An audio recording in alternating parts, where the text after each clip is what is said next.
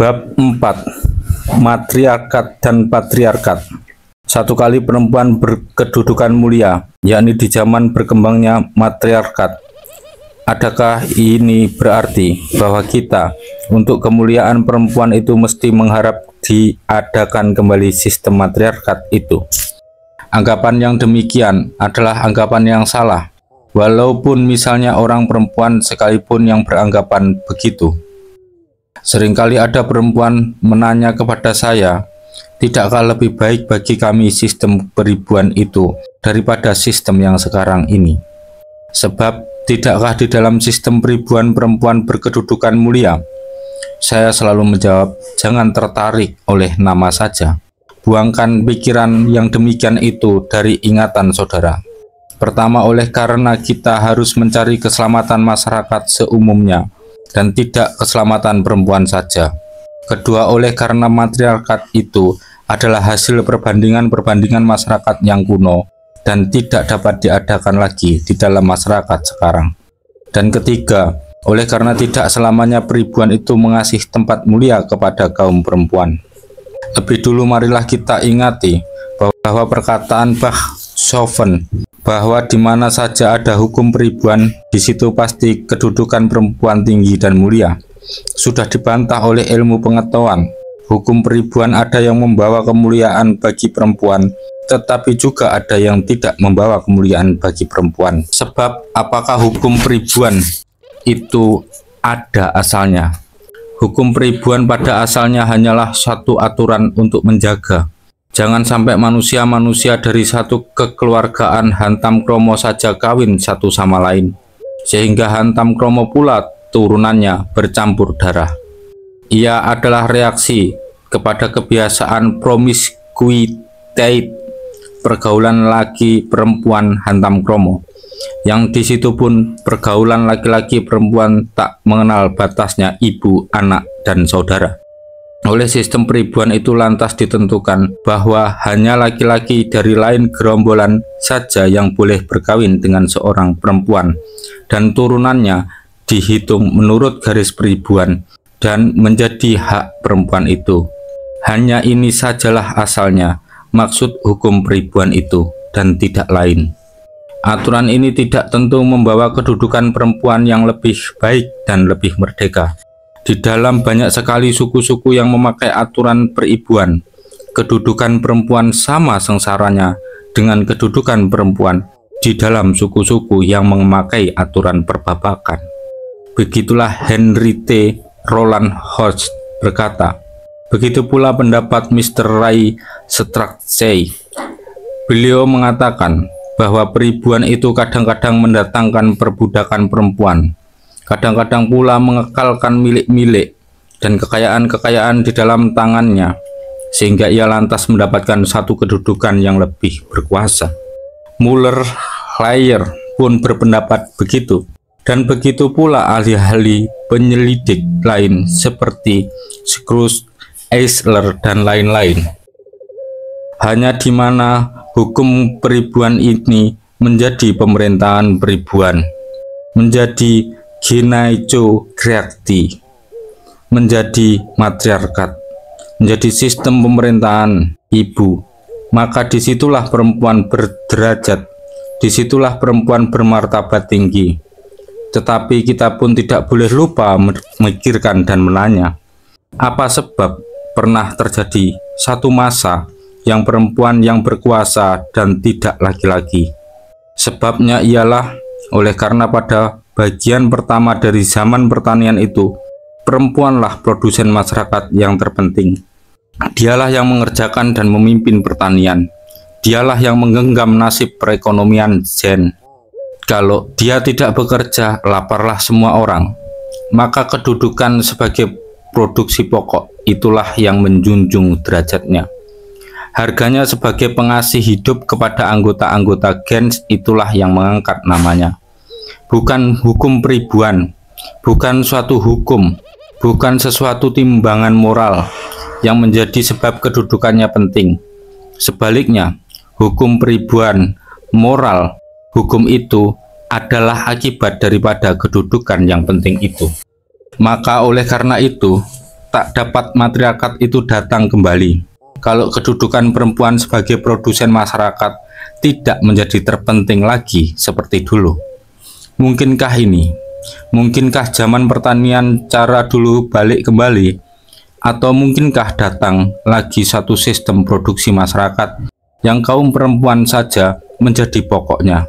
Pembaca boleh mengharapkan segala hal, boleh memasang cita-cita setinggi langit, tetapi jangan mengharapkan arah evolusi masyarakat berbalik kembali. Pembaca boleh mengharapkan susunan masyarakat yang lebih baik, kedudukan manusia yang lebih layak, penghargaan kepada manusia satu sama lain yang lebih adil. Tetapi janganlah pembaca mengharapkan jarum masyarakat diputar mundur. Sebab harapan yang demikian itu adalah harapan yang mustahil, harapan yang kosong. Masyarakat tak dapat diharap balik kembali kepada tingkat yang terdahulu. Tiap-tiap fase yang telah dilewati oleh perjalanan masyarakat sudahlah termasuk ke dalam alamnya kemarin. Pertanian kini bukan alam orang perempuan saja, dan fase pertanian itu pun sebagai fase kemasyarakatan sudah terbenam di dalam kabut zaman dahulu. Ini fase masyarakat adalah fase kepabrikan, fase permesinan, fase industrialisme. Tidak dapat fase industrialisme itu lenyap lagi untuk balik kembali kepada fase pertanian. Dan tidak dapat pula di dalam industrialisme ini perempuan saja yang memegang kendali produksi. Perempuan dan laki-laki, laki-laki dan perempuan, kedua-duanya menjadi produsen di dalam industrialisme itu. Maka oleh karena itu juga di dalam masyarakat sekarang ini matriarkat tak dapat datang kembali. Saudara barangkali bertanya, tidakkah di Minangkabau kini ada matriarkat? Pembaca, di Minangkabau sekarang sudah tidak ada lagi matriarkat. Yang ada hanyalah restan-restan dari hukum peribuan saja yang makin lama makin lapuk. Hak keturunan menjadi garis peribuan masih ada di situ. Perkawinan eksogam, mencari suami dimustikan dari suku lain tidak boleh dari suku sendiri, masih diadatkan di situ.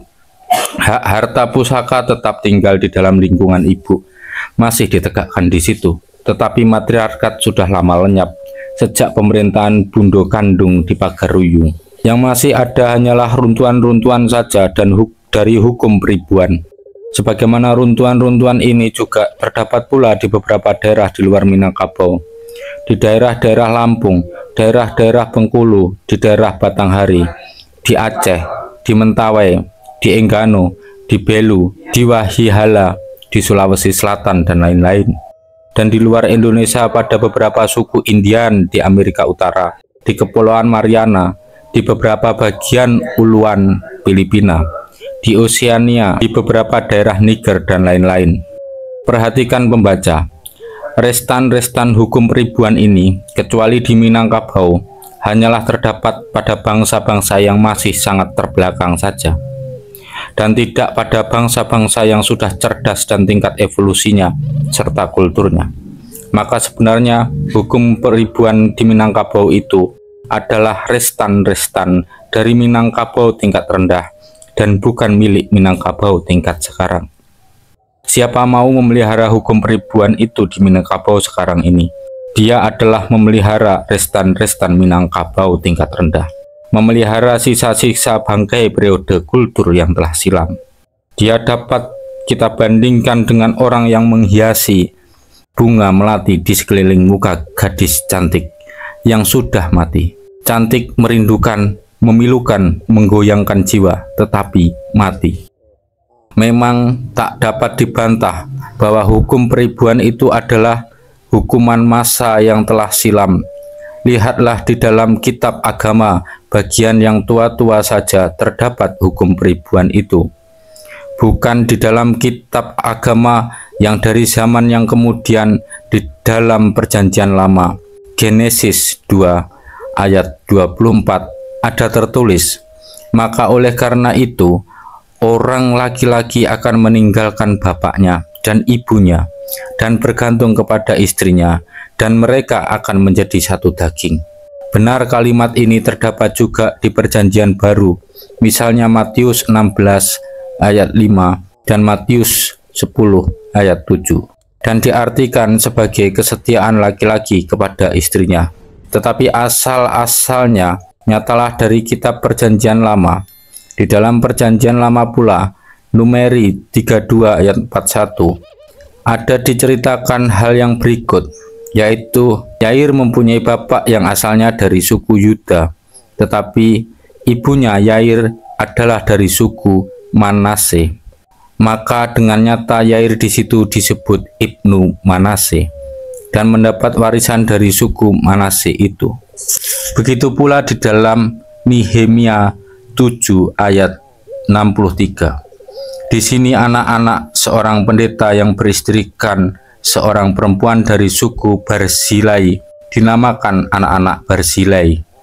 Jadi menurut nama suku ibunya, tidakkah sebagai di muka saya sebutkan juga, Nabi Isa masih disebutkan Isa ibnu Maryam. Di dalam kitab Sejarah Dunia Dr. Jan Romain jilid 1 diterangkan dengan yakin bahwa peradaban kuno di Kanaan kiri Sungai Nil dan Tigris Eufrat ratusan ribuan tahun sebelum zaman Nabi Isa adalah timbul dari aturan-aturan matriarkat. Semua ini membuktikan bahwa hukum peribuan itu adalah hukumnya masyarakat kuno, timbul dari perbandingan-perbandingan sosial ekonomis di masyarakat kuno. Ia adalah tingkatan atas rohaniah perbandingan produksi di masyarakat kuno yang tidak dapat diadakan lagi di suatu masyarakat sekarang, di mana perbandingan sosial ekonomis adalah lain. Dan sejarah dunia pun membuktikan bahwa hukum peribuan itu sepanjang jalannya sejarah yang ratusan ribuan tahun itu makin lama makin surut, makin lama makin tak laku, makin lama makin lenyap.